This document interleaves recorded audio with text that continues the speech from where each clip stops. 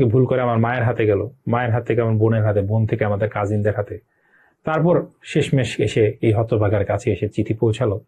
এত মানুষের হাত ঘুরতে ঘুরতে চিঠির লেখা গেল মুছে। পেন্সিল দিয়ে লিখছে, বোকা মেয়ে, লেখা গেল মুছে। আমার কাছে যখন কোশ্চেন মানে চিঠিটা আসছে তখন বোঝা যাচ্ছে, শুধু শেষ লাইনটা পড়া যাচ্ছে, ইউ ডিজার্ভ বেটার, মানে ছেড়ে যাওয়ার আগে মানুষ যা বলে আর কি। এই একটা ঘটনা। আরেকটা ঘটনা হচ্ছে যে আমি নিজে সুন্দর করে একটি চিঠি লিখেছি। সেই আমি তো এখন মানে পুরান দিনের মানুষ, আমি কবুতর দিয়ে মেসেজিংটা করতে পারি না, কবুতর দিয়ে চিঠি লিখে পাঠাইছি। এমন হতে পারে যে কবুতর গেল সুন্দরভাবে, চিঠির অ্যান্সার নিয়ে চলে আসলো। আরেকটা ঘটনা ঘটতে পারে বাংলা সিনেমার মতো, যে আসার সময় ঝড় তুফান শুরু হয়ে গেল, কবুতর তার পাখনা হারাইতে হারাইতে রক্তাক্ত অবস্থায় ফিরে আসলো।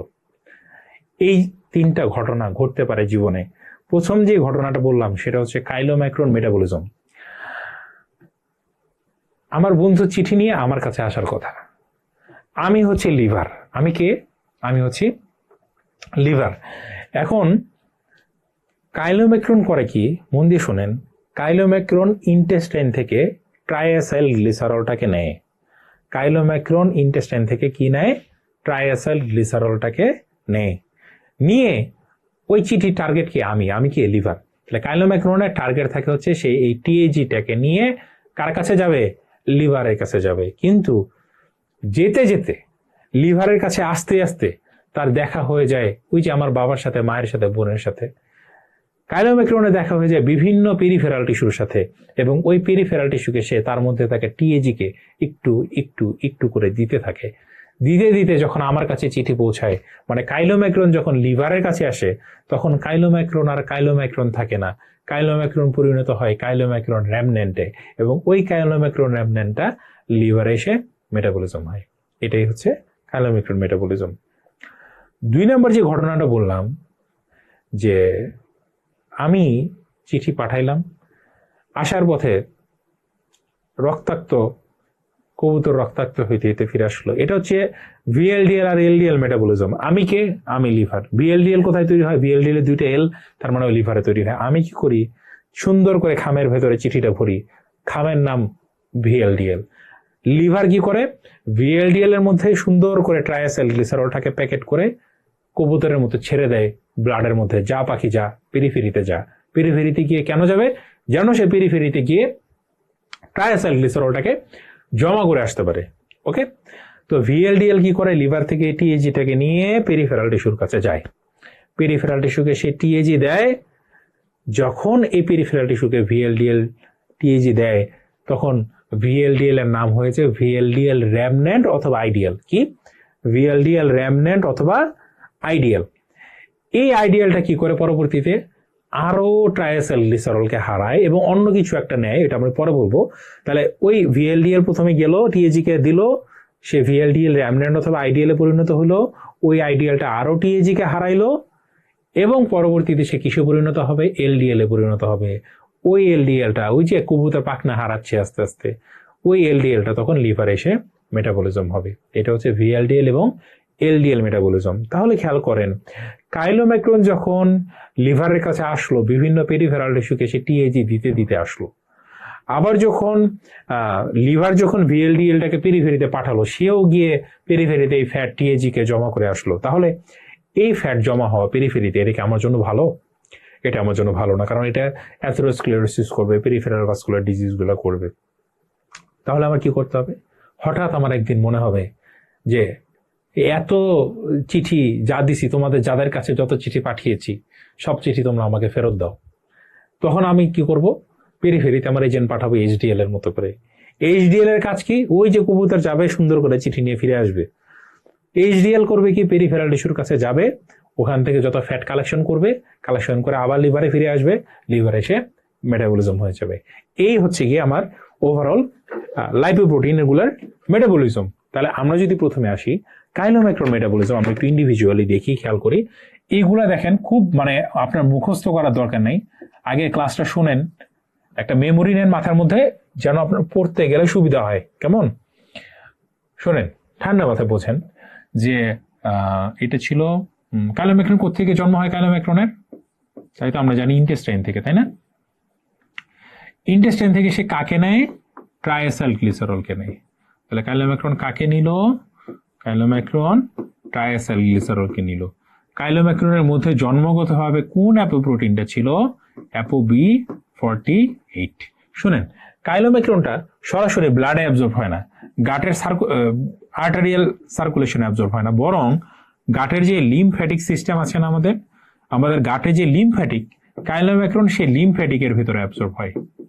যখন কাইলোম্যাক্রন এই লিম্ফ্যাটিকের মধ্যে অ্যাবজর্পশন হয়, আমাদের লিম্ফ্যাটিক সার্কুলেশন আলটিমেটলি থোরাসিক ডাক্টের মধ্যে ড্রেন করে, থোরাসিক ডাক্ট তৈরি করে। সেই থোরাসিক ডাক্টটা আবার দুইটা ভেইনের সংযোগস্থলে এসে ড্রেন করে। তার মানে আমাদের এই কাইলোম্যাক্রনটা লিম্ফ্যাটিক সিস্টেম হয়ে আলটিমেটলি কোথায় চলে আসবে? কাইলোম্যাক্রনটা আলটিমেটলি ব্লাডে চলে আসবে। ওকে, ওর মধ্যে জন্মগতভাবে কি ছিল? ApoB48। যেই মাত্র কাইলোম্যাক্রন ব্লাডে আসবে, ওকে একজন ওয়েলকাম করবে। সে ওয়েলকাম করবে কে? HDL তাকে ওয়েলকাম করবে। ওয়েলকাম করে তাকে দুইটা জিনিস দিবে, একটা হচ্ছে ApoC আর একটা ApoE। ApoC এর একটা নাম্বার আছে, সেটা হচ্ছে ApoC2। কেমন? এখন দেখেন, এই যে কাইলোম্যাক্রন লিম্ফ্যাটিকের মধ্যে ব্লাডে আসলো, কাইলোম্যাক্রনের টার্গেট কি ছিল মনে পড়ে? ওই যে কাইলোম্যাক্রনের টার্গেট ছিলাম আমি, চিঠিটা তো আমার কাছে আসার কথা। কাইলোম্যাক্রনের টার্গেট ছিল লিভার, কিন্তু যেতে যেতে পথে পূর্ণিমা রাতে এই কাইলোম্যাক্রনের দেখা হয়ে যায় কার সাথে? বিভিন্ন পেরিফেরাল টিস্যুর সাথে। আর পেরিফেরাল টিস্যুকে সে তার মধ্যে থাকে কি করে? TAG কে দিতে থাকে। কিভাবে দেয়? এই কাইলোম্যাক্রন যখন পেরিফেরাল টিস্যুর কাছে যায়, তখন পেরিফেরাল টিস্যুর এই ক্যাপিলারি এন্ডোথেলিয়াম থেকে রিলিজ হয়, মনে পড়ে সে কথা, লাইপোপ্রোটিন লাইপেজ। কাইলোম্যাক্রন এই লাইপোপ্রোটিন লাইপেজটাকে অ্যাক্টিভেট করে দেয়। আর এই লাইপোপ্রোটিন লাইপেজ যখন অ্যাক্টিভেটেড হয়ে যায়, লাইপোপ্রোটিন লাইপেজের কাজ কি বলেন তো? এই TAG কে ভেঙে সে ফ্যাটি অ্যাসিড এবং গ্লিসারলে পরিণত করে, যে আবার পেরিফেরাল টিস্যুতে TAG হিসেবে জমা হয়, তাই কিনা? তাহলে ApoC2টা লাইপোপ্রোটিন লাইপেজকে অ্যাক্টিভেট করলে সে TAG-টাকে ভেঙে ফ্যাটি অ্যাসিড গ্লিসারল করে, তখন এটা পেরিফেরাল টিস্যুতে জমা হয়। এই TAG হারানো কাইলোম্যাক্রনকে বলা হয় হচ্ছে কাইলোম্যাক্রন রেমন্যান্ট, যেটা আলটিমেটলি লিভারে এসে মেটাবলিজম হয়। তারপর আমরা কি শিখলাম? এক দেশে ছিল এক লাইপোপ্রোটিন, এই লাইপোপ্রোটিনের নাম ছিল কাইলোম্যাক্রন। কাইলোম্যাক্রনটা তৈরি হয় হচ্ছে ইন্টেস্টাইন থেকে। ইন্টেস্টাইন থেকে সে ট্রাইএসাইল গ্লিসারলকে নিজের মধ্যে প্যাকেট করে নেয়। কাইলোম্যাক্রনের মধ্যে জন্মগতভাবে থাকে ApoB48। কাইলোম্যাক্রনটা অ্যাবজর্পশন হয়ে যায় লিম্ফ্যাটিক সার্কুলেশনে। লিম্ফ্যাটিক সার্কুলেশনের মাধ্যমে সে পৌঁছে হচ্ছে ব্লাডে। যে মাত্র কাইলোম্যাক্রনটা ব্লাডে পৌঁছায়, তাকে ওয়েলকাম করে HDL। HDL তাকে ওয়েলকাম করে দুইটা জিনিস দেয়, ApoC2, ApoE। কাইলোম্যাক্রনের টার্গেট ছিল লিভার, কিন্তু যাওয়ার পথে তার বিভিন্ন পেরিফেরাল টিস্যুর সাথে দেখা হয়। কাইলোম্যাক্রনের সারফেসে থাকা C2 পেরিফেরাল টিস্যুর লাইপোপ্রোটিন লাইপেজটাকে অ্যাক্টিভেট করে দেয়, যার ফলে TAG ভেঙে ফ্যাটি অ্যাসিড এবং গ্লিসারলে পরিণত হয়, যেটা আবার পেরিফেরাল টিস্যুতে TAG হিসেবে জমা হয়। TAG হারানো এই কাইলোম্যাক্রনটাকে বলা হয় কাইলোম্যাক্রন রেমন্যান্ট, যেটা লিভার এসে মেটাবলিজম হয়। এইটাই পড়তে হবে, ঠিক আছে?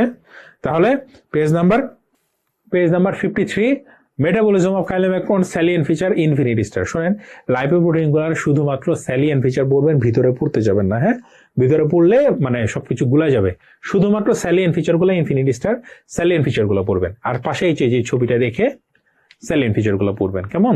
আচ্ছা, তাহলে লাইপোপ্রোটিন মেটাবলিজমের পরে আমরা চলে যাব পেজ নাম্বার 55, VLDL মেটাবলিজম। শোনেন, আমরা VLDL মেটাবলিজম এবং LDL মেটাবলিজম একসাথে পড়বো। VLDL এবং LDL মেটাবলিজম আমরা একসাথে পড়বো। আসি আমরা VLDL প্লাস LDL। কেমন? আচ্ছা, VLDL এর মধ্যে কোথা থেকে তৈরি হয়? এই যে দুইটা L আছে, তার মানে এটা কোথা থেকে তৈরি হবে? VLDL তৈরি হবে হচ্ছে লিভার থেকে, তাই তো? লিভার কি করে? ওই যে বললাম, TAG কে প্যাকেট করে ছেড়ে দিবে। এই TAG-টাকে কার মধ্যে ভরে? প্রথমে VLDL এর মধ্যে ভরে, এবার কবুতরটাকে ছাড়বে সে ব্লাডের মধ্যে। এই VLDL ব্লাডে চলে আসলো। VLDL এর মধ্যে কি বেশি আছে? TAG বেশি আছে। VLDL এর মধ্যে জন্মগতভাবে কি ছিল? ApoB100, ঠিক আছে? আচ্ছা, কাইলোম্যাক্রন যখন মেটাবলিজম পড়লাম, কাইলোম্যাক্রনের মধ্যে কিন্তু জন্মগতভাবে ApoA-ও ছিল। কেমন?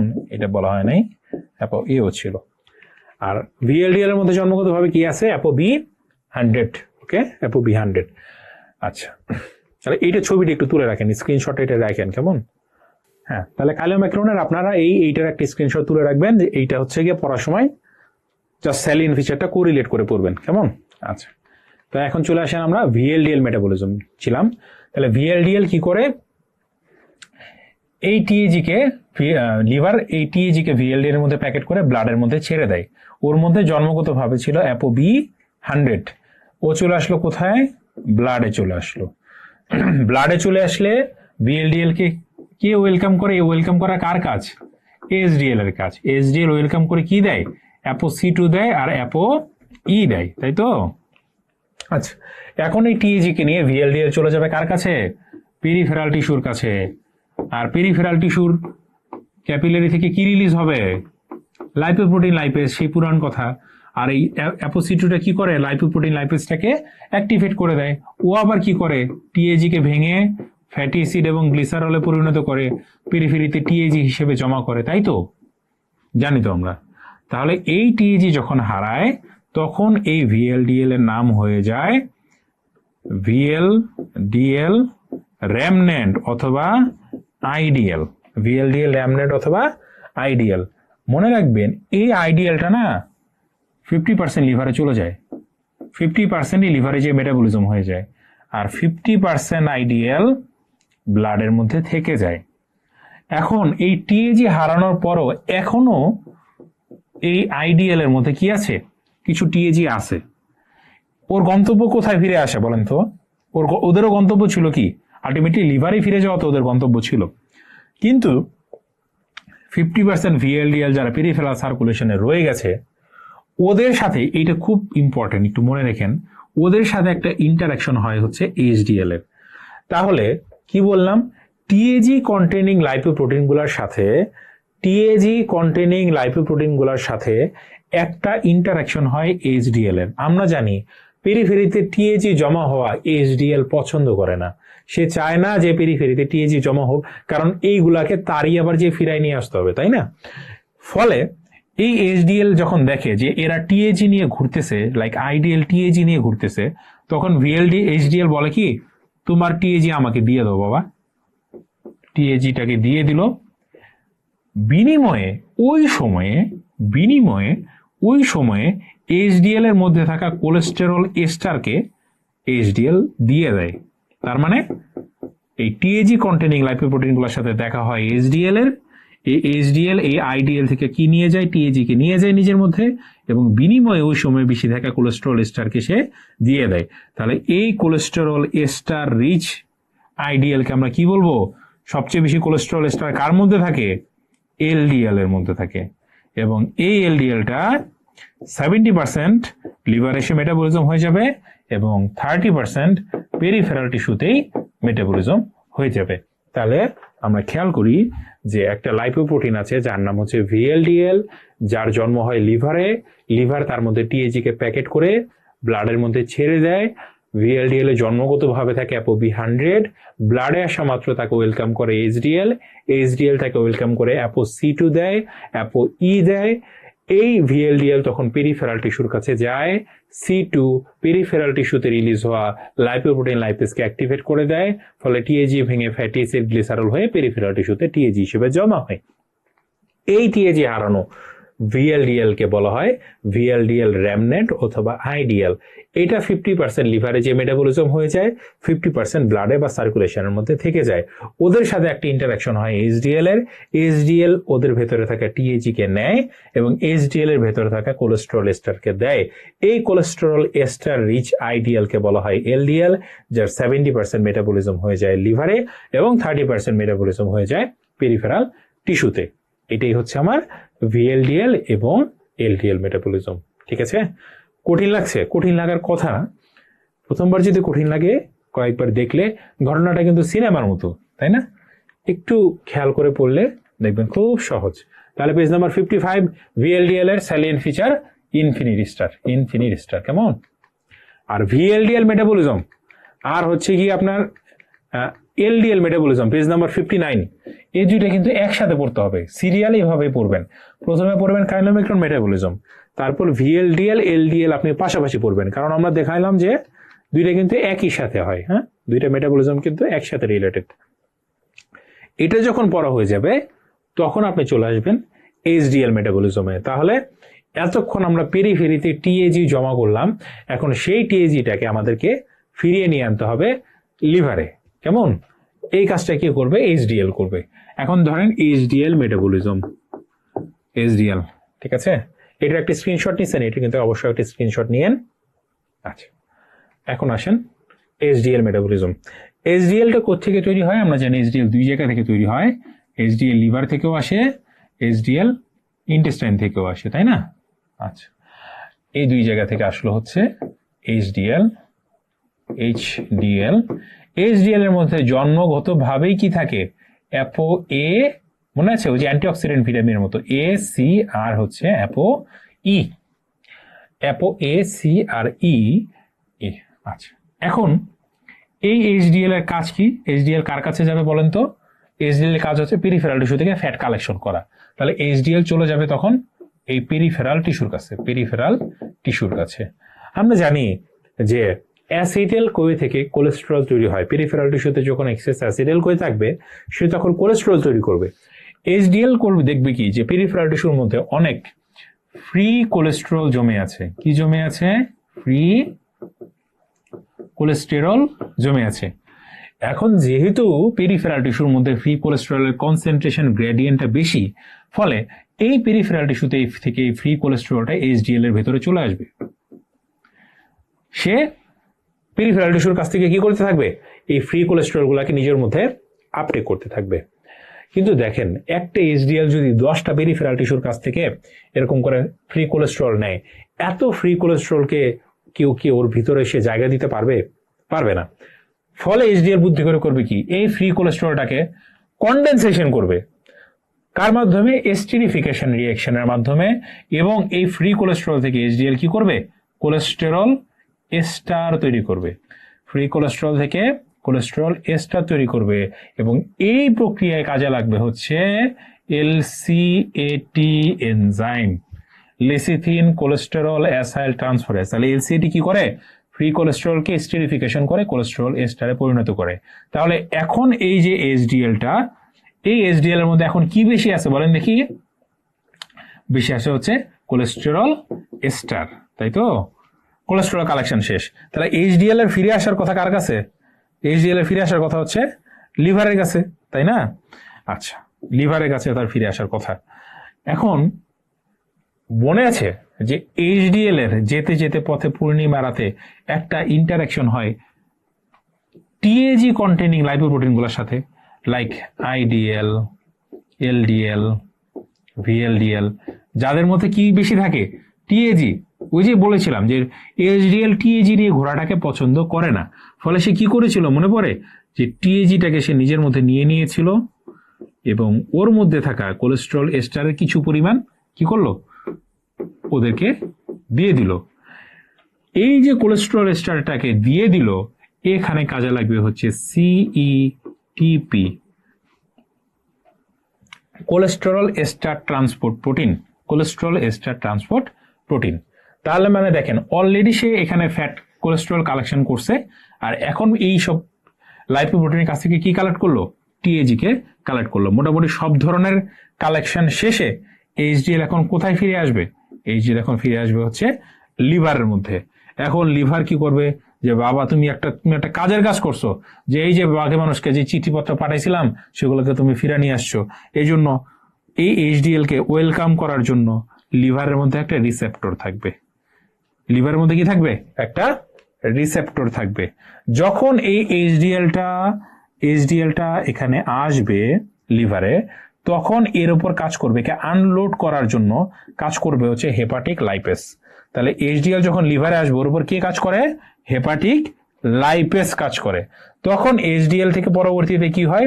বিভিন্ন ফ্রি কোলেস্টেরল এগুলো বের হয়ে আসে এবং এগুলো কি আমাদের বাইল দিয়ে এক্সক্রিটেড হয়। কেমন?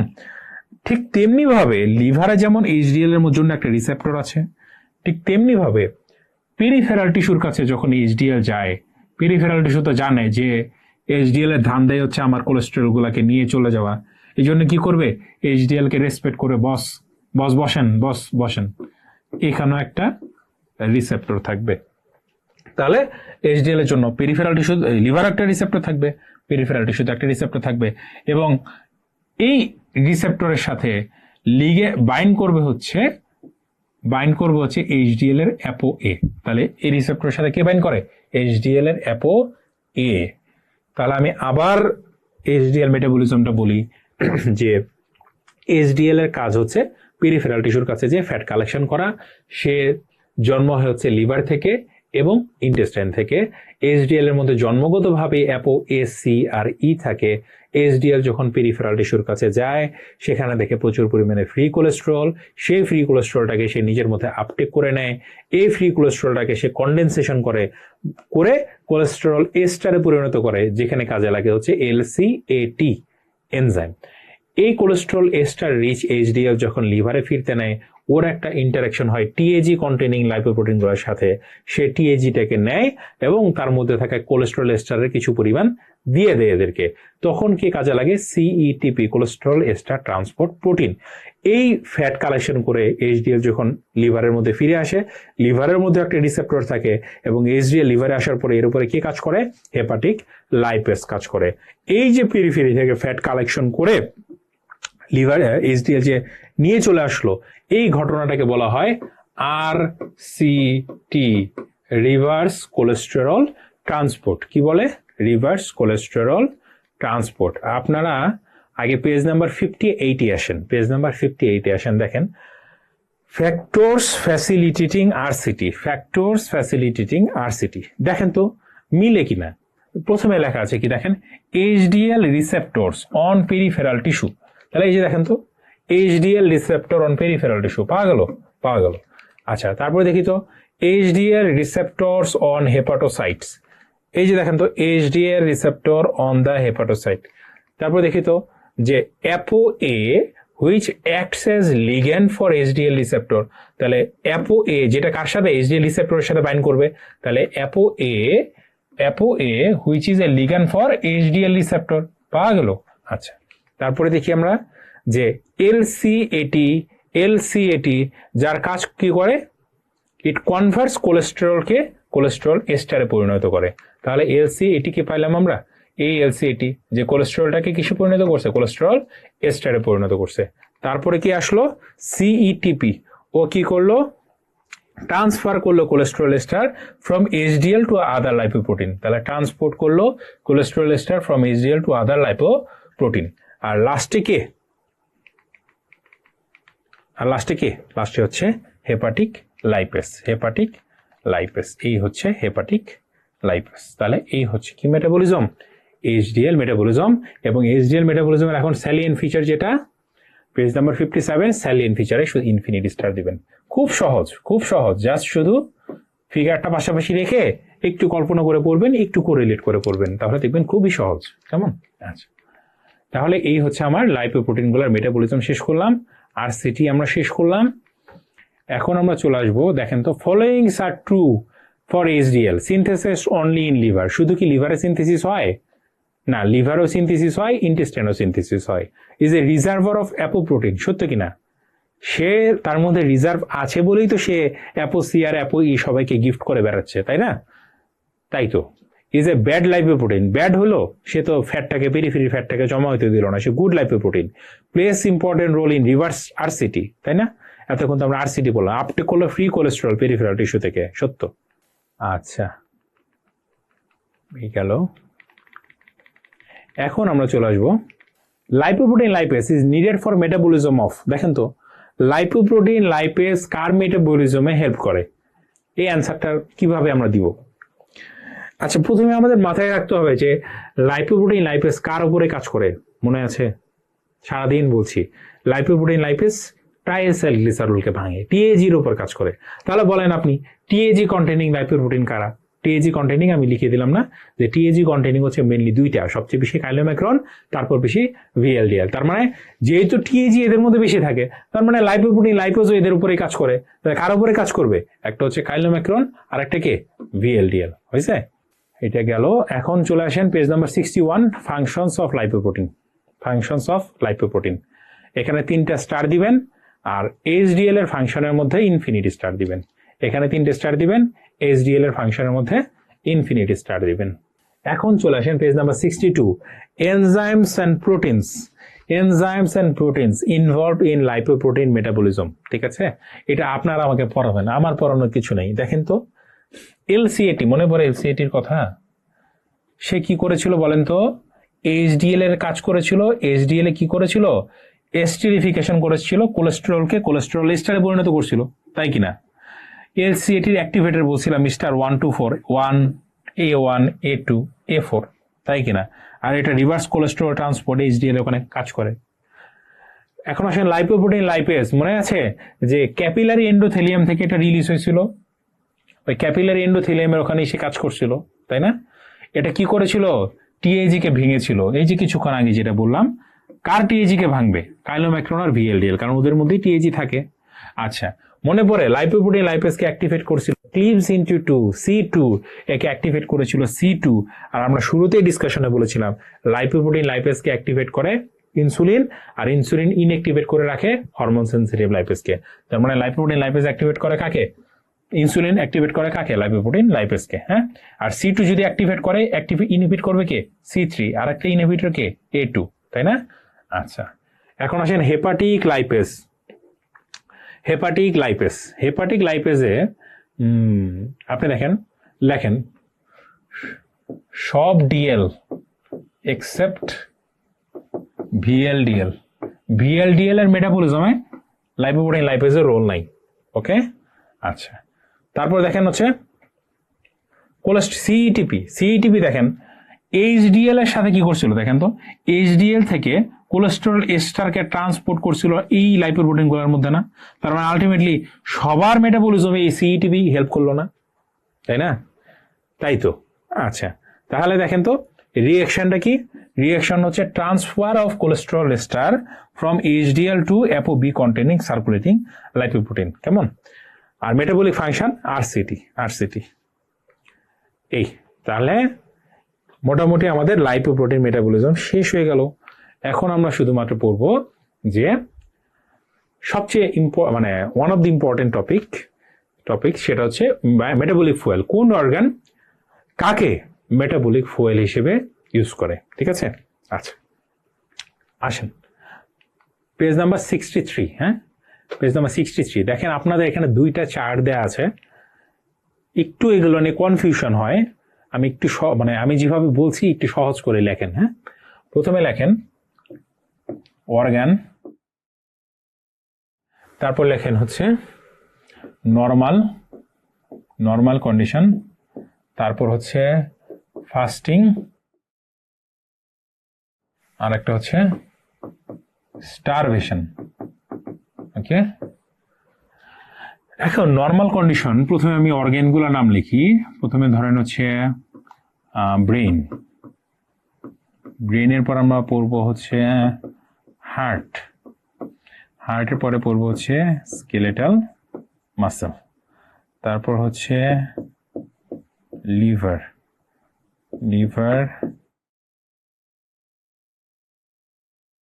অ্যাডিপোস টিস্যু, আরেকটা হচ্ছে RBC। আচ্ছা শুনেন, প্রথমে আসি। আচ্ছা, আমরা তো অলরেডি এটা জানি যে BCS মানে কিটোন বডি, মানে ব্রেন, কার্ডিয়াক মাসেল আর স্কেলেটাল মাসেল, ওরা কাকে ইউজ করে? কিটোন বডিকে মেটাবলিক ফুয়েল হিসেবে ইউজ করে, এটা আমরা অলরেডি জানি। এখন আসি ব্রেন কাকে মেটাবলিক ফুয়েল হিসেবে ইউজ করে। ব্রেন, মনে রাখবেন, brain is loyal two glucose. তার মানে সে নর্মাল সময়ে গ্লুকোজকে মেটাবলিক ফুয়েল হিসেবে ইউজ করবে, ফাস্টিং স্টেটও সে মেটাবলিক ফুয়েল হিসেবে গ্লুকোজকে ইউজ করবে, স্টারভেশনও সে গ্লুকোজকে মেটাবলিক ফুয়েল হিসেবে ইউজ করবে। কিন্তু যখন আর পথ থাকবে না, BCS এর B মানে ব্রেন, তখন সে কাকে ইউজ করবে? কিটোন বডিকে মেটাবলিক ফুয়েল হিসেবে ইউজ করবে। হয়েছে? এখন আসেন হার্ট। মনে রাখবেন, heart is loyal to fatty acid. Heart কার প্রতি লয়াল? ফ্যাটি অ্যাসিডের প্রতি লয়াল। তাহলে হার্ট নর্মাল কন্ডিশনে সে ফ্যাটি অ্যাসিডকে মেটাবলিক ফুয়েল হিসেবে ইউজ করবে, ফাস্টিং স্টেটও সে মেটাবলিক ফুয়েল হিসেবে ফ্যাটি অ্যাসিডকে ইউজ করবে, স্টারভেশনও ফ্যাটি অ্যাসিডকে ইউজ করবে। আর যখন সম্ভব হবে না, একেবারে বেগতিক, তখন C ফর কার্ডিয়াক, তার মানে তখন সে কিটোন বডিকে মেটাবলিক ফুয়েল হিসেবে ইউজ করবে। কিন্তু কিন্তু মনের বিষয় কি এতই সহজ? মানে মন কি সবসময় সূত্র মানে, নিয়ম মানে? যখন ফাস্টিং স্টেটে যাবে হার্টের একটু মনে হবে দেখি না গ্লুকোজটা কেমন লাগে। তার মানে যদি ফাস্টিং স্টেটে যদি গ্লুকোজ আসে হার্টের ক্ষেত্রে আপনি অ্যান্সার দিবেন সত্য। ঠিক আছে, এখন আসেন স্কেলেটাল মাসেল। আপাদমস্তক ভদ্রলোক, দেখেন এই দেহ অঙ্গে অঙ্গে স্কেলেটাল মাসেল, হাতে পায়ে সব জায়গায় স্কেলেটাল মাসেল। তাহলে এত স্কেলেটাল মাসেল, স্কেলেটাল মাসেল সে নর্মাল সময় দেখেন না, নর্মাল সময় সে গ্লুকোজ ইউজ করে, ভালো কথা। কিন্তু এত স্কেলেটাল মাসেল কে ফাস্টিং স্টেটে কি এত গ্লুকোজ সাপ্লাই দেওয়া আমার পক্ষে পসিবল না। এই জন্য স্কেলেটাল মাসেল করবে কি, যখন সে ফাস্টিং স্টেটে বডি থাকবে তখন সে গ্লুকোজ ডিপেন্ডেন্সিটা কমিয়ে দিবে। গ্লুকোজ ডিপেন্ডেন্সি কমিয়ে দিয়ে মেইনলি সে ফ্যাটি অ্যাসিডের উপরে ডিপেন্ড করা শুরু করবে। তাহলে ফাস্টিং স্টেটে সে মেইনলি ইউজ করবে ফ্যাটি অ্যাসিড এবং গ্লুকোজ যেটুকু পাবে সেটুকু খাবে। ঠিক আছে, আচ্ছা, তাহলে যেটুকু গ্লুকোজ পাওয়া যায় মেইনলি কাকে ইউজ করবে? মেইনলি ফ্যাটি অ্যাসিড ইউজ করবে। ওকে, ফাইন। আর তার মানে গ্লুকোজকেও সে ইউজ করতে পারে। আর যখন স্টারভেশনে যাবে তখন কেবলমাত্র কাকে ইউজ করবে? ফ্যাটি অ্যাসিড ইউজ করবে, গ্লুকোজ ক্যারি ইউজ করবে না। কিন্তু বিসিএস এর এস মানে কি? Ketone body. তার মানে স্টারভেশনের সময় সে কিটোন বডিকেও মেটাবলিক ফুয়েল হিসেবে ইউজ করতে পারে। এখন আসেন লিভার। লিভার হচ্ছে মানে সে হচ্ছে পাপি। দেখেন সে নর্মাল সময়ে সবার সাথে নর্মাল সময় সে গ্লুকোজকে ইউজ করে, আবার ফ্যাটি অ্যাসিডকে সে নর্মাল টাইম ইউজ করে, আবার সে ল্যাকটেটকে ইউজ করে। কিন্তু দেখেন পরিস্থিতি যখন খারাপ তার সাথে তখন কেউ থাকে না, শুধুমাত্র ফ্যাটি অ্যাসিডটা থাকে। পাপের ফল, স্টারভেশনের সময় তার সাথে শুধুমাত্র কে থাকে? ফ্যাটি অ্যাসিডকে থাকে। এমনকি কিটোন বডি তার কাছে আসে না। কেন আসবে? খারাপ লোক। বোঝা গেল? আর এই যে দুষ্ট লিভারের বন্ধু হচ্ছে দুষ্ট অ্যাডিপোজ টিস্যু, সে কি করে দেখেন, সেও নর্মাল সময়ে গ্লুকোজ ইউজ করে, সেও নর্মাল সময়ে ফ্যাটি অ্যাসিডের সাথেও আছে। পাপের ফল, ফাস্টিং এর সময় তার ফ্যাটি অ্যাসিড ছাড়া কেউ থাকে না, স্টারভেশনও ফ্যাটি অ্যাসিড ছাড়া তার কেউ থাকে না। কিন্তু আগে তাই ছিল, ইদানিং নতুন এডিশন গুলোয় দেখা যাচ্ছে যে এখানেও কিটোন বডি আছে। তার মানে ওকে একটু ভালো মনে করছিলাম, কিন্তু এই ছিল ওর মনে। ওই স্টারভেশনে কিটোন বডিকেও খাওয়া শুরু করে। ঠিক আছে, আচ্ছা। পৃথিবীর সবচেয়ে অনেস্ট ব্যক্তি আরবিসি গ্লুকোজকে ডেকে বলে, তোমাকে শুধু তোমাকে চাই পাবো, পাইবা না পাই এই জীবনে তোমার কাছেই যাব। যাই কন্ডিশন থাকুক না কেন, নর্মাল সময়, ফাস্টিং সময়, স্টারভেশন, আরবিসি শুধুমাত্র গ্লুকোজকে মেটাবলিক ফুয়েল হিসেবে ইউজ করে। ঠিক আছে, তাহলে এই জিনিসটা যদি বুঝেন তাহলে আপনি অ্যান্সার করতে পারবেন। এখন আমি আপনাকে বলি এইখানে কিছু ঝামেলা আছে। ঝামেলাটা কি? What is starvation? Prolonged fasting কে আমরা বলি স্টারভেশন। প্রলং ফাস্টিং কে স্টারভেশন বলি। তার মানে স্টারভেশন এক ধরনের ফাস্টিং, তার মানে পরীক্ষায় যদি আসে যে স্কেলেটাল মাসেল ফাস্টিং স্টেটে কিটোন বডিকে মেটাবলিক ফুয়েল হিসেবে ইউজ করে, আপনি অ্যান্সার কি দিবেন? আপনি অ্যান্সার দিবেন সত্য। এইটাই সবচাইতে মানে বুদ্ধিমানের কাজ হবে। হ্যাঁ, কারণ যেমন ধরেন এই যে দেখেন during fasting metabolic fuel of, হ্যাঁ, এখন দেখেন metabolic fuel of cardiac muscle. তাহলে আমরা তো ফাস্টিং স্টেটে কার্ডিয়াক মাসেলে ফ্যাটি অ্যাসিড পড়ছিলাম, গ্লুকোজ পড়ছিলাম, আর স্টারভেশনে গিয়ে পড়ছিলাম কি? Ketone body. কোশ্চেনে কি আছে? কোশ্চেনে কিন্তু শুধু ফাস্টিং আছে, স্টারভেশন কিন্তু নাই। কিন্তু দেখেন অ্যান্সার কি দেওয়া আছে? অ্যান্সার কিন্তু দেখা যাচ্ছে ট্রু। মানে কিটোন বডিটাকেও কি করা আছে? কিটোন বডিটাকেও ট্রু হিসেবে দেওয়া আছে। আবার লাস্ট ওয়ারে দুই জায়গায় দুই রকম অ্যান্সার আছে। কেমন? তাহলে আমার সাজেশন হচ্ছে যে আপনি ফাস্টিং এ যদি কিটোন বডি পান, সেই কিটোন বডিটাকে আপনি সত্য দিবেন, কারণ স্টারভেশনও কাইন্ড অফ ফাস্টিং। ওকে, এক। দুই নম্বরে যে ঘটনা, সেই ঘটনা হচ্ছে দেখেন পরীক্ষায় এই কিটোন বডি নাম নাও থাকতে পারে, বরঞ্চ কিটোন বডিগুলার সত্যিকারের নাম চলে আসতে পারে অ্যাসিটোন, অ্যাসিটোঅ্যাসিটেট, বিটা হাইড্রোক্সি বিউটাইরেট। কিন্তু মনে রাখবেন, লিখে রাখেন, acetone is never used as a metabolic fuel. Acetone is never used as a metabolic fuel. Acetone কখনোই মেটাবলিক ফুয়েল হিসেবে ইউজ হবে না।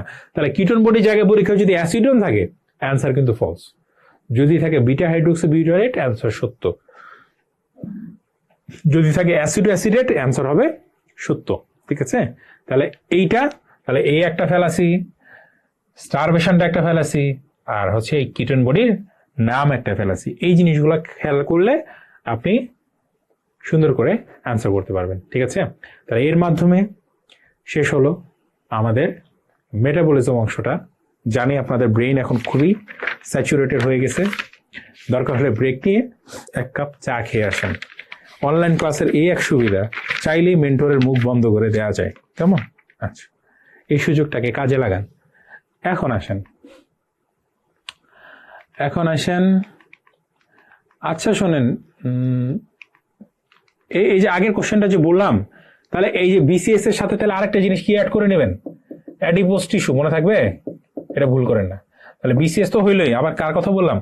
এই অ্যাডিপোজ টিস্যু কিন্তু কিটোন বডিকে মেটাবলিক ফুয়েল হিসেবে ইউজ করতে পারে। তাহলে এখন আমরা চলে যাব আমাদের শেষ ডিসকাশন। প্রথমে দুইটা সাজেশন, দুইটা সাজেশন দেখেন। লাস্ট ওয়ারে যে কোশ্চেনগুলো, এর মধ্যে একটা মোটামুটি কোন জিনিসগুলো বেশি আসে, এটা একটা স্ক্রিনশট নেবেন, এটা নেওয়ার পরে হচ্ছে এইটার একটা নেবেন, তারপরে এটার একটা নেবেন। স্টার্স কোন জিনিসগুলো আমাদের জন্য বেশি ইম্পর্টেন্ট, তাহলে হচ্ছে এই তিনটা, 1 2 3 হইল। আচ্ছা, এখন আমরা চলে আসি, এখন শুধু খুব তাড়াতাড়ি দাগাবেন। দেখেন, dietary fibre, page number 75। Dietary ফাইবারের ডেফিনেশনটার মধ্যে একটা স্টার দেন। তারপরে দেখেন আপনাদের লেকচার শিটে যে ডায়েটারি ফাইবারের টাইপস দেয়া আছে, কেমন? তো ডায়েটারি ফাইবারের টাইপস আপনাদের লাগবে না, মানে কি কি টাইপস লাগবে না, শুধু নামগুলো লাগবে। যে পরীক্ষা কোশ্চেন আসবে, following are the dietary fibre, শুধুমাত্র নাম শিখবেন, কোনটা কার আন্ডারে পড়ে শেখার দরকার নেই। মেইনলি আপনার নন স্টার্চ পলিস্যাকারাইড যেগুলো, ওগুলোর নাম শিখবেন, এবং এই নামগুলো important, cellulose, hemicellulose, lignin, pectin, gum, cutin, mucilage, pentosans, এই নামগুলা আপনি শিখবেন, কেমন? আচ্ছা, এখন চলে আসেন পেজ নাম্বার 76, বিএমআর। বিএমআর এর মধ্যে ফ্যাক্টরস অ্যাফেক্টিং বিএমআর, এটা আমি জেনেসিসের কোশ্চেনে 1-2 বার পেয়েছি। এইটাতে একটা স্টার দেন জাস্ট।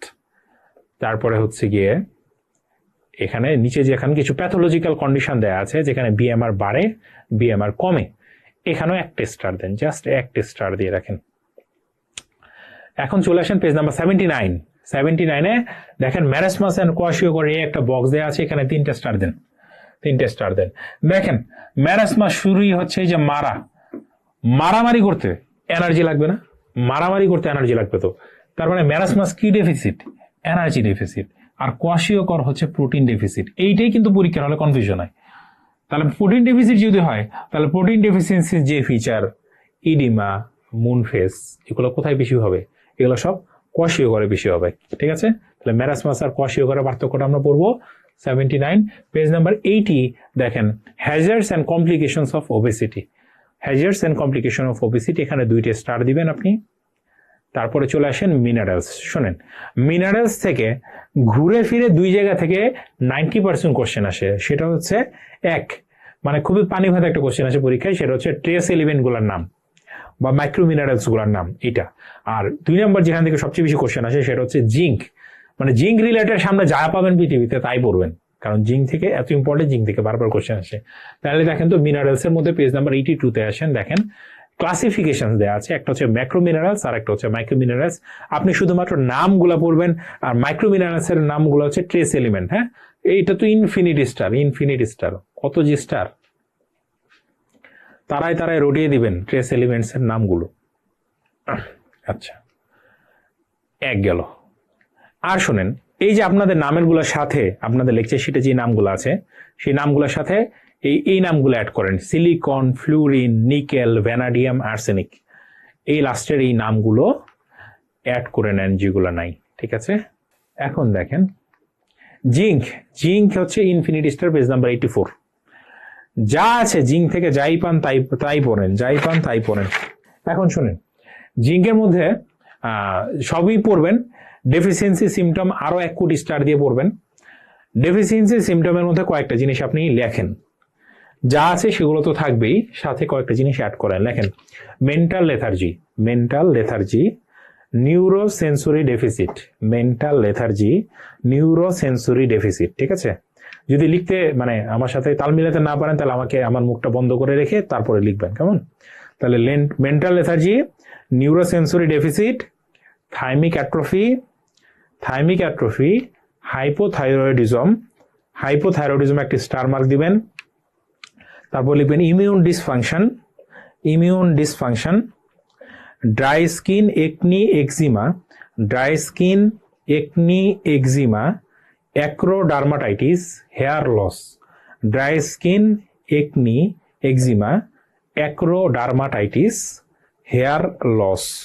তারপর লিখবেন loss of taste and smell, loss of taste and smell. মনে রাখবেন এই হাইপোথাইরয়েডিজম কোনো কোনো জায়গায় অ্যান্সার ফলস দেওয়া আছে, ঠিক আছে, কিন্তু থাইরয়েড হরমোন সিনথেসিস এবং T4 থেকে T3 তে কনভার্সন সব জায়গা থেকে এস্টাবলিশ রোল আছে জিঙ্কের।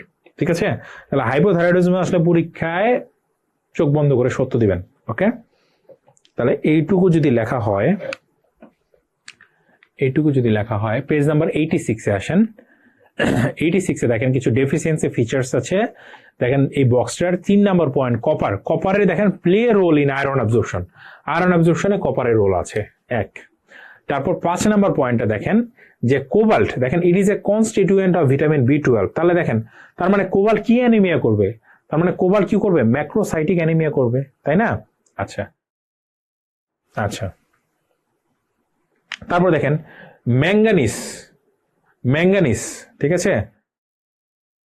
তারপরে দেখেন 6 নম্বরে, 6 নম্বর হচ্ছে ম্যাঙ্গানিজ কোফ্যাক্টর। আচ্ছা, এখানে আপনার কোফ্যাক্টর দিয়ে একটু আলাদা করে লেখে রাখেন যে কোফ্যাক্টর হিসেবে কারা কারা কাজ করে। কোফ্যাক্টর হিসেবে কাজ করে ম্যাগনেসিয়াম, ম্যাঙ্গানিজ, জিঙ্ক, কপার। 4টা জিনিস কোফ্যাক্টর হিসেবে কাজ করে, ম্যাগনেসিয়াম, ম্যাঙ্গানিজ, জিঙ্ক আর কপার। কেমন? এই 4টা কথা লেখেন। আচ্ছা, এখন আসেন জিঙ্কে, জিঙ্কে একটি স্টার দিয়ে রাখেন, কারণ জিঙ্ক বারবার পড়তে হবে, যাই পাবেন তাই পড়বেন, ইনফিনিটি স্টার দেন জিঙ্কের মধ্যে। 86 পেজ। আচ্ছা, তারপরে পেজ নাম্বার 87 আসেন। 87 এই বক্সটার মধ্যে দেখেন ফ্লুরাইড, ফ্লুরাইডের মধ্যে ডেফিসিয়েন্সি ডিজিজে দেখেন ডেন্টাল ক্যারিস, আর টক্সিসিটির মধ্যে দেখেন ডেন্টাল ফ্লুরোসিস। এই দুইটা জিনিস মার্ক করেন। গেল। আচ্ছা, এখন আসেন ভিটামিনসের মধ্যে, পেজ নাম্বার 90। ভিটামিনসের মধ্যে সবচাইতে ইম্পর্টেন্ট হচ্ছে vitamin A, C, B12, folic acid. A, C, B12, folic acid, এই দুইটা হচ্ছে একদম মানে ইনফিনিটি স্টার। 90% কোশ্চেন এখান থেকে আসে, অন্য জায়গা থেকে মাঝে মাঝে কোশ্চেন আসে, ঠিক আছে। আর কিছু জিনিস আমি এখন আপনাদেরকে একটু লিখিয়ে দিই কষ্ট করে। সবচেয়ে ভালো হয় যে একদম ফাঁকা একটা পেজ নেন, একটা ফাঁকা পেজের মধ্যে আপনি কষ্ট করে, আসলে কি হয় ভিটামিন থেকে যে কোশ্চেনগুলো আসে ম্যাক্সিমাম কোশ্চেনই আসে যে এই একটা কন্ডিশন বলে যে এই কন্ডিশনটা কার ডেফিসিয়েন্সিতে হয়, এরকম কোশ্চেনগুলো বেশি আসে। তাহলে আমি আপনাদের সবগুলো জিনিস একসাথে করে দিই, তাহলে পড়তে গেলে সুবিধা হবে, নাহলে পরবর্তীতে প্যাচ লেগে যায়। কেমন? তাহলে দেখেন পেজ নাম্বার 90-তে তো আসেন, তো একটা ফাঁকা জায়গার মধ্যে সবগুলো একসাথে লেখেন, একটু তাড়াতাড়ি লিখবেন। লেখেন ওয়াটার সোলেবল ভিটামিন, শুধু লেখেন ওয়াটার সোলেবল। ওয়াটার সোলেবল কারা কারা? ভিটামিন বি আর সি, লেখেন BC, শুধু লেখেন ওয়াটার সোলেবলের মধ্যে BC লেখেন। তারপর লেখেন fat soluble, fat soluble ADEK, ADEK, ঠিক আছে। আর ফ্যাট সোলেবল ভিটামিন গুলারই আসলে হাইপার ভিটামিনোসিস হয়। ফ্যাট সোলেবল তাহলে হাইপার ভিটামিনোসিস হইলেও অ্যান্সার হবে এইটাই, ADEK। যদিও এর টক্সিসিটি অনেক কম, কিন্তু হইতে পারে, হাই ডোজে হতে পারে, ঠিক আছে। তাহলে ADEK কি হলো? ফ্যাট সোলেবল এবং হাইপার ভিটামিনোসিস, দুইটার অ্যান্সারই কিন্তু ADEK। তারপর লেখেন ভিটামিন অ্যাস কোএনজাইম, যা শুধু লেখেন কোএনজাইম, কোএনজাইম হিসেবে কে কাজ করে? লেখেন BCK, BC আর হচ্ছে K। আচ্ছা, তারপর লেখেন অ্যান্টিঅক্সিডেন্ট, অ্যান্টিঅক্সিডেন্ট লেখেন আমরা জানি ACE, এর পাশে ব্র্যাকেটে লিখবেন হচ্ছে বিটা ক্যারোটিন। তাহলে ACE এর পাশে ব্র্যাকেটে কি লিখবেন? Beta carotene. কারণ ভিটামিন এর অনেকগুলো ফর্ম আছে, যেমন রেটিনোইক অ্যাসিড, বিটা ক্যারোটিন, এর মধ্যে শুধুমাত্র বিটা ক্যারোটিন হচ্ছে অ্যান্টিঅক্সিডেন্ট। তার মানে পরীক্ষায় ভিটামিন এ আসলে অ্যান্সার সত্য, বিটা ক্যারোটিন অ্যান্সার সত্য, রেটিনোইক অ্যাসিড অ্যান্সার ফলস। ঠিক আছে? আচ্ছা, এখন আসেন পেরিফেরাল নিউরোপ্যাথি। লেখেন পেরিফেরাল নিউরোপ্যাথি কার অভাবে হবে? লেখেন B1 B6 B12, নিউরোবি ট্যাবলেট খাই না আমরা, B1 B6 B12, তাই তো? Peripheral neuropathy. তারপর লেখেন stored in the liver, stored in the liver, লিভারের মধ্যে কারা কারা জমা থাকে? হ্যাঁ, লেখেন AD B12 folate, AD B12 folate, এটা ডেভিডসন লেখা আছে কিন্তু অল্প পরিমাণ ভিটামিন কেও হয়, তাহলে লিখবেন AD B12 ফোলেট, আর একটা হচ্ছে ভিটামিন কে, ভিটামিন কে, হয়েছে? আচ্ছা, তারপর লেখেন এন্ডোজেনাসলি সিনথেসাইজড, কোন কোন ভিটামিন এন্ডোজেনাসলি সিনথেসাইজড হয়? এন্ডোজেনাসলি সিনথেসাইজড লেখেন B3 B7 বা বায়োটিন, B3 B7 বা বায়োটিন, B12 KRD, KRD, B3 B7 B12 KRD, ওকে? আচ্ছা, এখন লেখেন synthesized by gut flora, synthesized by gut flora, এটার সাথে এন্ডোজেনাসের কিন্তু প্যাচ লেগে যায়, হ্যাঁ, এটা মাথায় রাখবেন। তাহলে গাট ফ্লোরা কে কে কোন ভিটামিন সিনথেসিস করে? দেখেন ভিটামিন কে B12 আর বায়োটিন, কে B12 বায়োটিন, কে B12 আর বায়োটিন। তারপর লেখেন acts as hormone, acts as hormone, ঠিক আছে? হরমোন এটা হচ্ছে লেখেন ভিটামিন ডি। এখন ভিটামিন এটা নিয়ে একটু কনফিউশন আছে, ঠিক আছে? অনেক জায়গায় বলা হয় যে এটাকে হরমোন হিসেবে স্বীকৃতি দেয়, অনেক জায়গায় দেয় না, কিন্তু আমি বলবো যে ভিটামিন ডিটা দেওয়াটাই শুধুমাত্র হচ্ছে সেফ, অ্যাক্টস অ্যাজ হরমোন, ঠিক আছে? আচ্ছা, তারপর হচ্ছে ভিটামিন হেল্পস ইন, তারপর লেখেন helps in post translational modification, helps in post translational modification, কে পোস্ট ট্রান্সলেশনাল মডিফিকেশনে হেল্প করে? সি আর K, post translational modification help করে সি আর কে। এখন লেখেন রিডিউসিং সার্কুলেটিং হোমোসিস্টিন লেভেল, কারা সার্কুলেটিং হোমোসিস্টিন লেভেলটাকে কমায়? রিডিউস সার্কুলেটিং হোমোসিস্টিন লেভেল, লেখেন B6 B12 folic acid, B6 B12 folic acid, B6 B12 folic acid. তারপর লেখেন atrophic glossitis or angular stomatitis, atrophic glossitis or angular স্টোম্যাটাইটিস কার অভাবে হবে? কার অভাবে হবে? FBI মানে হচ্ছে, FBI মানে হচ্ছে folic acid, B2 B12 iron. তাহলে কার অভাবে অ্যাট্রোফিক গ্লসাইটিস অর অ্যাঙ্গুলার স্টোম্যাটাইটিস হয়? একটা হচ্ছে ফলিক অ্যাসিড, B2 B12, আর একটা হচ্ছে আয়রন। হয়েছে? গেল। এখন আরেকটা লেখেন, আরেকটা লেখেন ডিসঅর্ডার্স, না লেখেন nutrient related to skin health, related to skin health, skin হেলথের সাথে কে কে জড়িত, ঠিক আছে?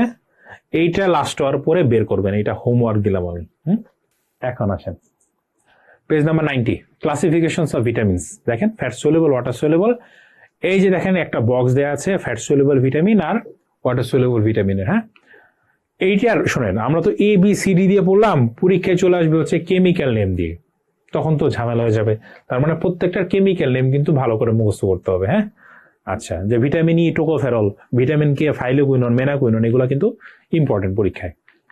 তার মানে প্রত্যেকটার কেমিক্যাল নেম পড়বো। আর ভিটামিন এইটার হচ্ছে অ্যাক্টিভ ফর্ম দরকার নাই, ভিটামিন ফ্যাট সলিউবল গুলো শুধু কেমিক্যাল নেম পড়বেন। আর হচ্ছে ওয়াটার সলিউবলের ক্ষেত্রে আপনার দুইটাই পড়তে হবে। হ্যাঁ, যে কেমিক্যাল নেমও পড়তে হবে, অ্যাক্টিভ ফর্ম গুলো পড়তে হবে। ওকে, আচ্ছা, এটাতে 3টা করে স্টার দেন। ডিফারেন্স বিটুইন ওয়াটার সলিউবল এবং ফ্যাট সলিউবল ভিটামিন, এটা একটা স্টার দেন, রিডিং দিয়ে রাখবেন এটা জাস্ট। ওকে, আচ্ছা, এখন আমরা চলে আসবো vitamin A, page number 94। Page number 94, page number 94 দেখেন একটা বক্স আছে, ভিটামিন এর ফর্মগুলোর নাম লেখা আছে, retinol, retinal, retinoic acid, beta carotene, just ওইটা রাখবেন শুধুমাত্র। হ্যাঁ, আর আমরা বলছিলাম যে বিটা ক্যারোটিনটা শুধুমাত্র অ্যান্টিঅক্সিডেন্ট, ওখানে লিখে রাখেন যে বিটা ক্যারোটিনটা পাশে লিখে রাখেন অ্যান্টিঅক্সিডেন্ট। তো ভিটামিন এর ফাংশন আসলে খুব বেশি পরীক্ষা আসে না। আমাদের জন্য ইনফিনিটি স্টার হচ্ছে deficiency features of vitamin A, 1 crore star দিয়ে রাখেন। Deficiency features of vitamin A, okay. আচ্ছা, 1I এর যে ফিচারগুলো, এগুলো শুধু নামগুলো পড়লেই হবে, হ্যাঁ, ডিটেইল ভিতরে পড়ার দরকার নাই। আর হচ্ছে দেখেন স্কিন ফিচার যে লেখা আছে না, এই স্কিন ফিচারে কয়েকটা জিনিস অ্যাড করেন, হ্যাঁ, কয়েকটা জিনিস অ্যাড করেন। লেখেন ফলিকুলার হাইপার কেরাটোসিস, লেখেন ফলিকুলার হাইপার কেরাটোসিস 1। 2 নাম্বার লিখবেন রাইনোডার্মা, PHRYNODERMA। সম্ভবত এটাকে রাইনোডার্মাই বলে। যারা স্কিনে চান্স পাবেন তারা এসে আমাকে বলে যাবেন যে এটার আসল সত্যিকার উচ্চারণ কি রাইনোডার্মাই কিনা। আর আরেকটা লেখেন হচ্ছে টড স্কিন, টড স্কিন, ব্যাঙের মতো স্কিন হবে, ঠিক আছে। এটি স্কিন ফিচারগুলোর সাথে অ্যাড করে রাখেন, হ্যাঁ। আচ্ছা, হইল। এখন আরেকটা জিনিস দেখেন যে স্কিন ফিচারে দেখেন এখানে atrophy of the page number 95-96 দুই জায়গাতে মিলে আছে, atrophy of the sweat gland, sebaceous gland. আবার যে এটাকে লেখা আছে atrophy of the salivary gland. তাহলে পরীক্ষা কোশ্চেন আসে যে ভিটামিন এ ডেফিসিয়েন্সি হলে কার কার অ্যাট্রফি হতে পারে। আবার দেখেন রেসপিরেটরি ট্র্যাক্ট আর জেনিটোইউরিনারি ট্র্যাক্টে মেটাপ্লাইশিয়া। তাহলে পরীক্ষায় কোশ্চেন আসবে যে ভিটামিন এর অভাবে কোথায় মেটাপ্লাইশিয়া হয়, এইটা, ঠিক আছে। এখন দেখেন টক্সিক ইফেক্ট অফ ভিটামিন এ, দুইটা ছবি স্ক্রিনশট নেবেন, এইটা একটা, আর এরপরে যেটা বলছি এইটা একটু আপনাদের লেকচার শিটের সাথে কোরিলেট করে পড়বেন, ঠিক আছে, কোরিলেট করে পড়বেন। প্রথম ওই উপরে যে জিনিসটা লিখছি এটা একটু খুব ভালোভাবে খেয়াল করেন যে অল সিএনএস সিমটম যেগুলো হয় হাইপার ভিটামিনোসিস এতে, সেগুলা কার সাথে জড়িত, ইনক্রিজ সিএসএফ প্রেশার। এখানে লিখে রাখেন, আপনার লেকচার শিটে বড় করে লিখে রাখেন প্যাপিলোইডিমা, প্যাপিলোইডিমা লিখে রাখেন, প্যাপিলোইডিমা। তাহলে প্যাপিলোইডিমা কোথায় হয়, হাইপার ভিটামিনোসিস এর মধ্যে হয়, কেমন। আচ্ছা, এইটা গেল। এখন চলে আসেন, আগে আমরা পড়বো ভিটামিন সি, পেজ নাম্বার 103 আসেন, ভিটামিন সি। দেখেন ভিটামিন সির এইটা একটা স্ক্রিনশট নেন। ফাংশনগুলো একটু গুছাই লেখা আছে এখানে। কার ম্যাচুরেশনে হেল্প করে, কোলাজেন এবং আরবিসি। কার অ্যাবজর্পশনে হেল্প করে, আয়রন। কার সিনথেসিসে হেল্প করে, bile acid, bile salt, catecholamine, steroid hormone, hydroxyproline, hydroxylysine. কার সিক্রেশন, অ্যাড্রেনোকর্টিক্যাল হরমোন। কার degradation, tyrosine. Antioxidation, post translational modification. এগুলো এখনই লিখে ফেলেন, ঠিক আছে, আমার মুখটা বন্ধ করে এখনই লিখে ফেলেন। আচ্ছা, এখন আসেন ডেফিসিয়েন্সি সিমটমস। তাহলে ফাংশনে 3টা স্টার দিবেন, ডেফিসিয়েন্সি সিমটমে ইনফিনিটি স্টার দিবেন, ওকে। এখন একটা জিনিস আপনি এখানে লিখবেন, সেটা হচ্ছে লেখেন radiological features of scurvy or radiological features of vitamin C deficiency. কেমন, radiological features of scurvy or vitamin C deficiency. ধরেন এটা একটা বোনস, আঁকি আমি।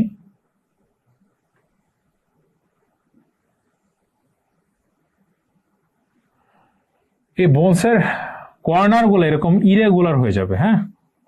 এটার নাম হচ্ছে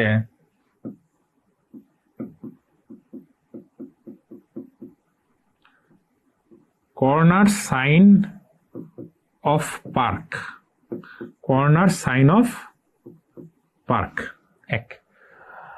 এপিফাইসিসটা একদম গোল হয়ে যাবে, হ্যাঁ, ইরোশনের কারণে।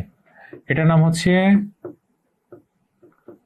রিং এপিফাইসিস অথবা উইমবার্জার্স ring sign,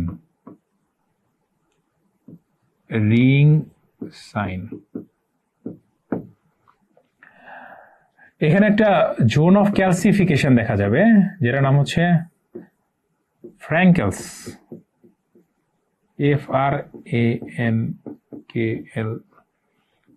FRANKL, Frankel's line of calcification, Frankel's line of calcification. এখানে কিছু ওপাসিটি দেখা যাবে, কাঁচ ঘষা ওপাসিটির মতো, যেটার নাম হচ্ছে কি ground glass opacity, ground glass opacity পাওয়া যাবে সাব পেরিওস্টিয়াল হেমোরেজ থাকবে, সাব পেরিওস্টিয়াল হেমোরেজ থাকবে, তখন কি হবে? পেরিওস্টিয়াল এলিভেশন হবে, পেরিওস্টিয়াল এলিভেশন, পেরিওস্টিয়াল এলিভেশন হবে। আর কোয়ার্টেক্সটা একেবারে থিন হয়ে যাবে, হ্যাঁ, এটার নাম হচ্ছে পেন্সিল থিন কোয়ার্টেক্স। আর এখানে দেখা যাবে বোনের মধ্যে ফ্র্যাকচার জোন দেখা যাবে, ফ্র্যাকচার জোন, ফ্র্যাকচার জোন দেখা যাবে, আর ফ্র্যাকচার লাইন দেখা যাবে। তাহলে এগুলা কি radiological features of scurvy or severe vitamin C deficiency. আর সাথে যে এটা তো একটা গেল বডি ফাইন্ডিং, আর আরো কিছু ল্যাব ফাইন্ডিং আছে, এটা একটু লিখে রাখেন, পরীক্ষা আসে। শোনেন, আমাদের ব্লিডিং টেন্ডেন্সি বাড়ে দুই কারণে। একটা হচ্ছে যদি প্লেটলেট কমে যায়, আবার ধরেন যদি কোনো ব্লাড ভেসেলের সমস্যা হয় সেক্ষেত্রে কিন্তু ব্লিডিং টেন্ডেন্সি বাড়ে বা ব্লিডিং টাইম বাড়ে। এখন যখন ভিটামিন সি ডেফিসিয়েন্সি হয় আমাদের ব্লাড ভেসেলগুলো ফ্র্যাজাইল হয়ে যায় এবং ওখান থেকে ব্লিডিং টেন্ডেন্সি বাড়ে। এই কারণে ভিটামিন সি ডেফিসিয়েন্সিতে ইনক্রিজ ব্লিডিং টাইম হয়, নর্মাল ক্লটিং টাইম। আর আমরা জানি যে আমাদের যে খাবার আমরা খাই সেটা হচ্ছে ফেরিক আয়রন, ওটা অ্যাবজর্পশন হতে হলে ফেরাস আয়রনে কনভার্ট হতে হয়। তাহলে এই ফেরিককে ফেরাস আয়রনে কনভার্ট হইতে অনেকে হেল্প করে, যেমন হাইড্রোক্লোরিক অ্যাসিড। আরেকজন হেল্প করে হচ্ছে ভিটামিন সি। তাহলে ভিটামিন সি যদি না থাকে তাহলে কি হবে? আমাদের আয়রন ডেফিসিয়েন্সি অ্যানিমিয়া হবে, আয়রন ডেফিসিয়েন্সি অ্যানিমিয়া হবে। আর ইনক্রিজ ব্লিডিং টাইমের পাশে লিখে রাখেন increase blood vessel fragility, increase blood vessel fragility. এটা পরীক্ষার জন্য কিন্তু খুব ইম্পর্টেন্ট। 3টা স্টার দেন, কোশ্চেন আসছে এখান থেকে। এটা 2018 সালে এমডিতে আসছে, হ্যাঁ, 3টা স্টার দেন, হয়েছে? আচ্ছা, তাহলে এখন চলে আসেন পেজ নাম্বার 96, ভিটামিন ডি। তাহলে দেখেন দুইটা ফর্ম, আর্গো ক্যালসিফেরল আর কোলিক্যালসিফেরল। আর্গো ক্যালসিফেরলটা প্ল্যান্ট সোর্স, কোলিক্যালসিফেরলটা হচ্ছে অ্যানিমাল সোর্স। জাস্ট এটা একটা দাগ দেন, প্ল্যান্ট সোর্স, অ্যানিমাল সোর্স, 96। এখন আসেন functions of vitamin D, page number 98। এটা 3টা স্টার দেন, ফাংশনস অফ ভিটামিন ডি 3টা স্টার দেন। তারপরে আসেন হচ্ছে গিয়ে ডেফিসিয়েন্সি সিমটম, 98-এ দেখেন হাইপার ভিটামিনোসিস ডি, দরকার নাই, হাইপার ভিটামিনোসিস ডি থেকে কোশ্চেন আসে না। জাস্ট এটা তো আমরা জানি, একটা স্টার দিয়ে রাখেন। ডেফিসিয়েন্সি ডিসঅর্ডার্স ভিটামিন ডি, চিলড্রেনে রিকেটস, অ্যাডাল্টে অস্টিওমেলাসিয়া, ঠিক আছে? আচ্ছা, আর রিকেটস অস্টিওমেলাসিয়ার ডিটেইল আসলে অত দরকার নাই, ঠিক আছে? যদি কোশ্চেন সলভ করতে গিয়ে পান সেক্ষেত্রে পড়বেন। এখন আসেন vitamin K. Vitamin K page number 102-তে আসেন, হ্যাঁ, এইটাতে 3টা স্টার দেন। আমরা ছোটবেলায় পড়া যে vitamin K dependent clotting factor কারা কারা? 2, 7, 9, 10। Vitamin 2, 7 factor 2, 7, 9, 10। ওকে, আচ্ছা, এখানে গেল 3টে স্টার দিলেন। এরপরে চলে আসেন vitamin E, page number 102। Vitamin E থেকে আসলে খুব ভালো স্টুডেন্ট হলে পড়েন, আমার মতো দুর্বল হলে পড়ার দরকার নাই। চলে আসেন page number 105, vitamin B, vitamin B complex. তো বি কমপ্লেক্সের এই কোএনজাইমগুলো কিন্তু আমরা আগেই পড়ে ফেলেছি, হ্যাঁ, এখান থেকে আর পড়াশোনা করার দরকার নাই, কষ্ট বাড়ানোর। এখন চলে আসেন পেজ নাম্বার 106, দেখেন থায়ামিন। থায়ামিনের কমন ডেফিসিয়েন্সি সিমটম কি কি? হ্যাঁ, dry beriberi, wait beriberi, Wernicke's encephalopathy, কর্সাকফ সাইকোসিস, কর্সাকফ সাইকোসিস। Dry beriberi মানে কি? Peripheral neuropathy. ওয়েট বেরিবেরি মানে কি? কার্ডিয়াক ফেইলিউর, হ্যাঁ। আর হচ্ছে দেখেন ভার্নিক্স এনকেফালোপ্যাথি আর কর্সাকফ সাইকোসিস। ভার্নিক্স এনকেফালোপ্যাথির ফিচারগুলো হচ্ছে ডানো, ডেভিডসনে লেখা আছে। ডেভিডসনের একটা বক্সে কিন্তু এই ভার্নিক্স এনকেফালোপ্যাথি, কর্সাকফ সাইকোসিস, অ্যালকোহল উইথড্রয়ালের ওইখানকার বক্সে আপনি পাবেন। ডিতে হচ্ছে ডেলিরিয়াম, এতে হচ্ছে অ্যাটাক্সিয়া, এনতে হচ্ছে নেস্টিগমাস, ওতে হচ্ছে অপথ্যালমোপ্লেজিয়া। ডেলিরিয়াম, অ্যাটাক্সিয়া, নেস্টিগমাস, অপথ্যালমোপ্লেজিয়া, হ্যাঁ। আর কর্সাকফ সাইকোসিস লেখা আছে ডেভিডসনে, short term memory loss with confabulation, short term memory loss with confabulation, ঠিক আছে, হয়েছে? আচ্ছা, short term memory loss with confabulation মানে কি? যে আপনি বার্থডের মধ্যে অনেক আয়োজন করে, বার্থডে বলেন বা ম্যারেজ ডে বলেন, অনেক আয়োজন করছেন, এই করছেন সেই করছেন, পরের দিন বলতেছে তুমি তো আমার অ্যানিভার্সারি মনে রাখো না আমাদের। কারণ কি? কারণ তার শর্ট টার্ম মেমোরি লস হয়েছে, এই জন্য সে এখন মিথ্যা বলতেছে। এটার নামই হচ্ছে কি? কোয়ার্সাকফ সাইকোসিস। আচ্ছা, তাহলে চেক করাইতে হবে ভিটামিন B1 লেভেল। এখন আসেন vitamin B2, page number 108, deficiency features of vitamin B2 3টে স্টার দেন। Page number 108, deficiency features of vitamin B2 3টে স্টার দেন। ওকে, চলে আসেন পেজ নাম্বার 109, প্যালেগ্রা। প্যালেগ্রাতে দেখেন 3D দেওয়া আছে, আসলে আমরা 4D বলতাম আগে, যে diarrhoea, dementia, dermatitis if untreated death হবে। হ্যাঁ, প্যালেগ্রা নায়াসিন ডেফিসিয়েন্সিতে। হ্যাঁ, ওকে, 109। এখন আসেন ভিটামিন B6। B6 এ 110 পেজে দেখেন এর ফাংশনগুলা, ভিটামিন B6 এর ফাংশনের 1 নাম্বার আর 2 নাম্বার পয়েন্টটা দেখেন।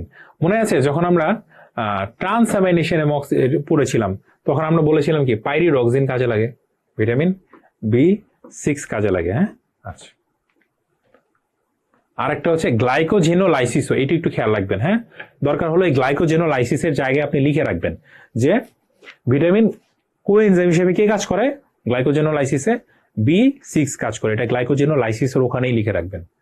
আচ্ছা, এখন আসেন সবচেয়ে ইম্পর্টেন্ট টপিকগুলোর মধ্যে একটা বলেছিলাম AC, ভিটামিন B12 আর ফলেট, সবচেয়ে ইম্পর্টেন্ট। কেমন? আচ্ছা, তাহলে দেখেন ফলিক অ্যাসিডের কেমিস্ট্রি 3টে স্টার দেন। প্রথম লাইনটা it consist of pteroic acid and glutamic acid, পরীক্ষায় আসছে। কেমন? আচ্ছা, তারপরে দেখেন